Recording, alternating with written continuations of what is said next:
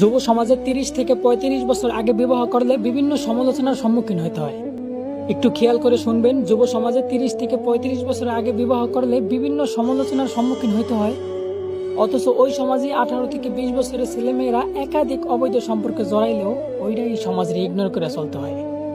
আমাদের সমাজের শিক্ষিত মানুষগুলা শিক্ষার্থীদের বইয়ের পাতার মাধ্যমে সমকামিতা শিক্ষা দেয়, আবার কেউ তার প্রতিবাদ করতে গিয়ে নিজের কর্মস্থলের চাকরিটারে হারায় ফেলায়। হ্যাঁ, এই সমাজে মানুষ হিসাবে কোনো ব্যক্তিকেই তার যোগ্য অধিকার দেওয়া হয় না।